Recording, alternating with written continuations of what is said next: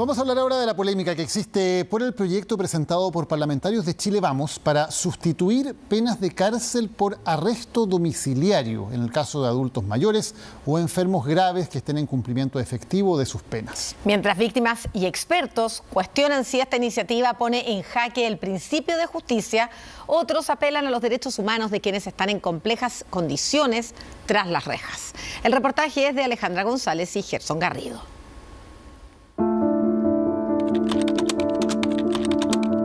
En la comuna de Puchuncaví lo conocían como El Cegua. En esa misma localidad se casó y tuvo 2 hijas, pero la relación no prosperó. Años después se emparejó nuevamente con la madre de 2 adolescentes, pero tras rumores de un intento de violación a una de las menores, no solo dejó la casa donde vivía con su pareja, también abandonó su ciudad natal. El escape lo llevó hasta Iquique. Más tarde, Julio Pérez Silva sería conocido como el psicópata de Alto Hospicio. Soy Magali Lefno, mamá de Ivonne Carrillo, niña que fue asesinada por el psicópata de Alto Hospicio de Julio Pérez Silva. Por 3 años la familia buscó a la joven infructuosamente, al igual que las otras víctimas. Se decía que abandonó la casa para prostituirse en Perú o Bolivia, que por consumo de drogas estaba perdida, pero la verdad era mucho más cruel. Vi en el diario que habían encontrado 3 cuerpos y fui al servicio médico legal para aprovecharme del caso, porque yo jamás pensé que mi hija iba a estar dentro de las niñas desaparecidas. Llegaron los periodistas y me dicen que me parecía ahora que el resultado había dado de que era mi hija.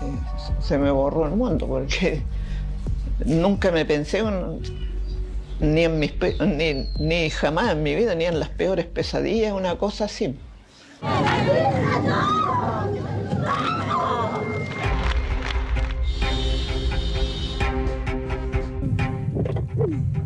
La ropa de mi hija. Cuando hacíamos las denuncias lo tomaban todo muy livianamente y nos golpeaban la espalda al papá, a la mamá, de todos los casos.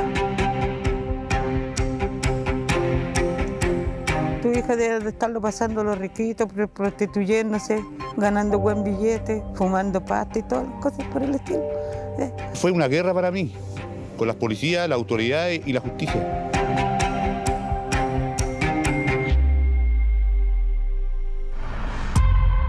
No existen palabras para calificar lo ocurrido en Alto Hospicio entre los años 1998 y 2001.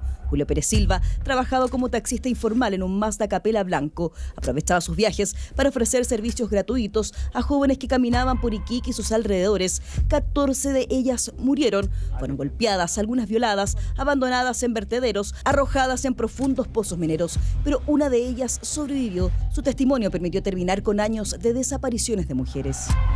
Y me llevaron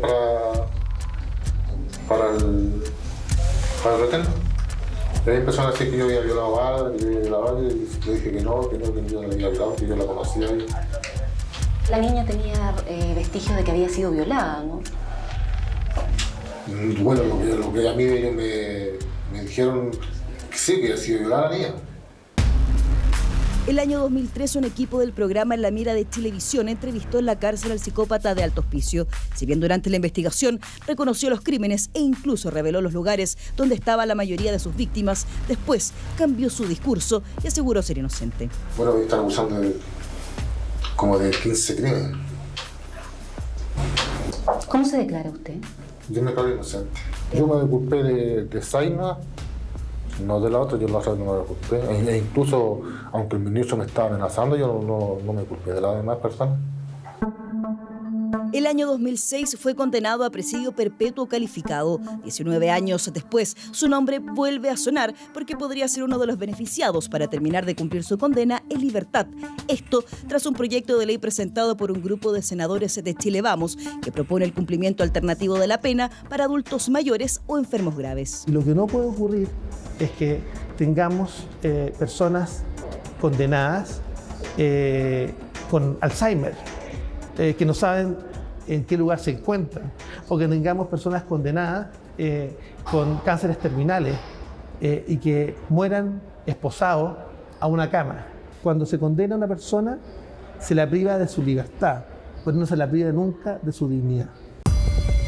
Si bien en la Comisión de Derechos Humanos del Senado hay apoyo mayoritario, también tiene detractores. Es un proyecto, a mi juicio, tiene una serie de complejidades de carácter técnico, porque no tiene una política criminal detrás para poder establecer quién va a la cárcel y quién sale en condiciones especiales. Y además también lo más complejo de este proyecto es que busca esquivar una discusión que es mucho más de fondo, que es si aquellas personas que han sido condenadas por delitos de lesa humanidad, por delitos de violación a los derechos humanos, pueden terminar de cumplir sus penas con sus familias cuando tienen una enfermedad terminal o son de avanzada edad. Y es que justamente la polémica se desata porque no especifica los delitos. ¿Podría entonces Julio Pérez Silva u otro condenado por delitos como homicidio, pedofilia, abuso sexual, violaciones de derechos humanos postular a estos beneficios de aprobarse la ley? Está justamente amparado en una solución de carácter humanitario para un cumplimiento alternativo para aquellas personas que estuviesen en esas condiciones, que estuviesen enfermas, graves o que fueran mayores de edad. Pero eso a pesar del delito cometido. A pesar del delito cometido, sí, efectivamente. Yo creo que la ley tiene que considerar el perfil de esa persona, las capacidades cognitivas o cognitivas que en ese momento tenga, la probabilidad o proyección criminológica, o sea, si esa persona va a hacer o no daño, y es altamente probable que las condenas que son de más de 10 años hacia arriba son perfiles peligrosos en términos de proyección criminal. A pesar de que sea un adulto mayor, hay muchos delitos sexuales que son cometidos por adultos mayores. Con este proyecto se buscaría cumplir con tratados internacionales sobre derechos humanos de personas privadas de libertad, que según la propuesta legislativa se estarían incumpliendo, además de reinserción o garantizar tratamientos médicos. Todo respaldado con informes del Ministerio de Salud y seguimientos de Gendarmería. Para ello se establecerían dos mecanismos. El primero, con la suspensión temporal de la condena para personas con discapacidad, riesgo vital o enfermedades incompatibles con la realidad carcelaria. Y el segundo, con una reclusión domiciliaria total por el resto de la condena para enfermedades crónicas y personas con 70 años o más cuando su edad sumada a los años ya cumplidos en prisión llegue a 80. Creemos que hay que distinguir tipos de delitos, pero nosotros de la misma forma, de manera muy fuerte, consideramos que las personas que han cometido crímenes de lesa humanidad, graves violaciones a los derechos humanos y delitos muy graves, no deberían poder acceder a este tipo de beneficios. Otra cosa son las condiciones carcelarias. Por cierto, se tiene que ser una preocupación permanente de la institución penitenciaria, del Ministerio de Justicia y Derechos Humanos. Nosotros tenemos un plan maestro de infraestructura penitenciaria que ha ido avanzando. El senador Chaguán, uno de los creadores de este proyecto, visitó junto a otras autoridades la expenitenciaría de Santiago, constatando las condiciones en que viven adultos mayores y personas enfermas tras las rejas. La orina pasaba por al medio de los lugares donde ellos comían. Los baños no tenían agua corriendo, sino que las personas tenían, estamos hablando de personas de 80, de 85, incluso casos de 90 años, sobre 90 años, que tenían que coger agua para finalmente lograr que los dos LDC tuvieran agua. A la fecha, hay 2.642 personas mayores de 60 años entre condenados e imputados. De ellos, 823 tienen más de 70 años. Hasta hace solo unos meses, Turnelda era parte de esas cifras. La acompañamos a su consulta médica en este CESFAM de la comuna del Bosque. Es la única salida que tiene permitida. Actualmente cumple con una condena por el delito de tráfico de drogas. Tengo EPO, tengo artrosis, tengo el VIH, tengo quiste neuropolítico en la columna, tengo esclerosis. Y además oxígeno dependiente. Oxígeno dependiente. Estoy yo cumpliendo una condena de 13 años. Estuve 6 años, 5 meses privada de libertad en el hospital penal. A sus 66 años, todas estas enfermedades se agravaron privado de libertad. Todo este tiempo recluida los pasó internada en el hospital penitenciario. Solamente me levantaba de mi cama a ducharme y pasaba más acostada o sentada, tejía para no aburrirme, a veces pintaba y así pasaba mi tiempo. Incluso había una señora que estaba post-X, también ella muy discapacitada. Mientras el debate de este proyecto de ley sobre cumplimiento alternativo de condena se polariza en los casos más extremos, hay una realidad que hoy ya obliga a los tribunales a intervenir, como es la situación de Turnelda. El Comité para la Prevención de la Tortura detectó el caso en visitas semestrales que están haciendo ellos de forma constante y la veía que siempre estaba ahí, entonces le llama la atención el caso de esta mujer adulta mayor y lo que hace es un informe del año 2025, este año nos entregan el informe señalando que ya la pena de doña Turnelda se estaba tornando en una privación de libertad que se estaba asemejando a una tortura.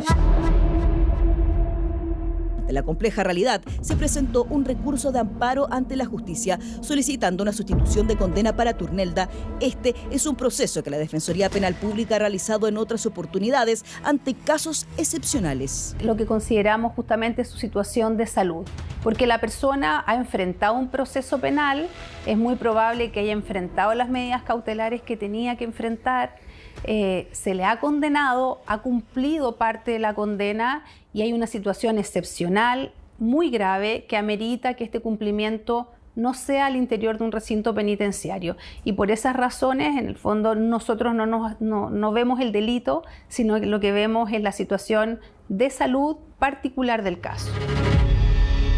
Durante el año 2025, la Defensoría Metropolitana Norte solicitó con éxito 10 recursos de amparo con casos similares a los de Turnelda, cuyo arresto domiciliario total es monitoreado con esta tobillera electrónica. Mire, el brazalete se funciona de esta manera.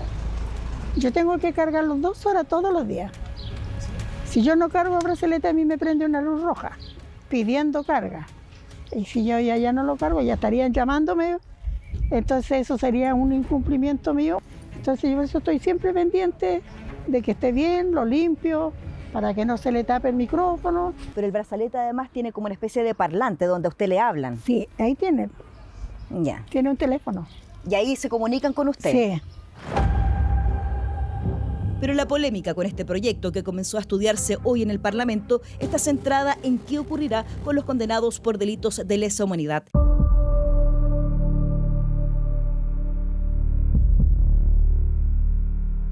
Llegamos hasta Londres 38, hoy un sitio de memoria que en tiempos de dictadura se transformó en el primer centro de tortura.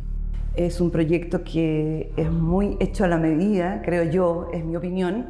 No obstante, creo que hay cárceles que están atiborradas en malas condiciones, pero las personas que están en Punta Peuco creo que tienen condiciones bastante favorables a la condición o a las necesidades de las personas en general. Creo que han sido respetados sus derechos humanos en ese sentido.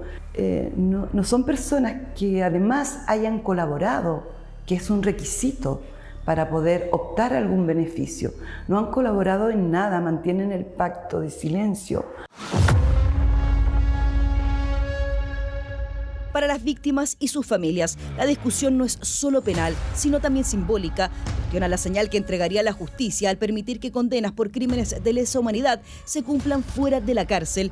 Es entonces cuando nombres como el del exmilitar y miembro de la DINA, Miguel Krasnov, condenado a más de 1000 años de prisión, salen a la palestra. Se lo conocí en condiciones en Londres 38, aquí mismo, se hacía llamar Capitán Miguel. Él era un hombre muy duro, muy frío, muy, yo diría, malo. Yo la maldad la conocí en este lugar. Yo caí detenida porque quisieron que yo fuera presión para mi marido. Me di cuenta que yo había sido un instrumento más de tortura, que no podía hacer nada, solo controlar mi cuerpo, mi dolor, para proteger a mi marido. Estas son imágenes del 26 de diciembre del año 2025. Cerca de las 10 de la mañana podemos ver a los condenados por delitos de lesa humanidad caminando y conversando por la orilla de la cancha de tenis de la excárcel de Punta Peuco, recinto que cuenta con habitaciones individuales, baños privados, living y cocina equipada, con una capacidad para 121 personas y en la actualidad la población total es de 143 condenados. No sé si toda la gente lo sabe, pero muchos hablan de que viven en una cárcel de privilegios, cosa que no es cierta. No sé si se conoce por el público que ellos no tienen ni siquiera agua potable. Está sobrecargada la prisión, está absolutamente llena, y hay internos que están durmiendo en catres de campaña que arman en unos modestos comedores que tienen. Este abogado no representa legalmente a ninguno de los internos, pero por una vocación cristiana, hace más de 10 años visita al menos 2 veces al mes a las personas recluidas en la excárcel de Punta Peuco. Conoce la realidad del penal por dentro. Por lo mismo, su posición frente al proyecto de ley es clara. ¿Y cuál es la razón? ¿Es venganza? ¿Es odio? Porque ya la sanción ha sido aplicada. Hay muchos de ellos que llevan 20, 25, 30 años de preso, o 10, da lo mismo. A esa edad ya un poco da lo mismo. Entonces, ¿cuál es la razón? ¿Cuál es el empecinamiento de tener a todas estas personas recluidas cuando no son capaces ni siquiera de caminar, menos de cometer delitos nuevamente? Y es que con este proyecto de ley el debate que se ha formado es amplio y las posturas completamente opuestas. Bueno, ya Punta Peuco ya no existe como tal, ahora se denomina el Centro de Cumplimiento Penitenciario Tiltil, dejó de ser un centro de cumplimiento penitenciario exclusivamente para aquellas personas que violaron gravemente los derechos humanos o que cometieron crímenes de lesa humanidad en la dictadura militar. El actual complejo penitenciario Tiltil tiene condiciones que, por cierto, son mejores al promedio y está principalmente destinado ahora, por las normas de clasificación, a personas mayores. ¿Qué posición tienen las víctimas ante proyectos como estos? De aprobarse esta iniciativa legal, ¿deberían ser escuchadas en el proceso de solicitud del beneficio? No creo que quede, porque a mí me han asegurado de la fundación que no, porque yo todo el tiempo estoy preguntando y me dicen que no, porque es hasta que él muera que va a estar ahí preso, que no hay otra forma, porque fueron 14 víctimas. Está en su ADN el de asesinar. Para Krasnov, no sé qué pudiéramos... No, porque él está convencido que lo que hizo es lo correcto. No obstante, tortura, asesinato, violaciones, en el lugar en que él estaba todo horas y horas y horas acá. El proyecto avanza en su tramitación y durante esta jornada fue ingresado en tabla para ser revisado en el Senado. Una discusión que enfrenta 2 preguntas difíciles: ¿dónde debe cumplir su condena quien ya no representa un peligro? ¿Y cómo se protege a las víctimas cuando la justicia se traslada desde la cárcel al hogar?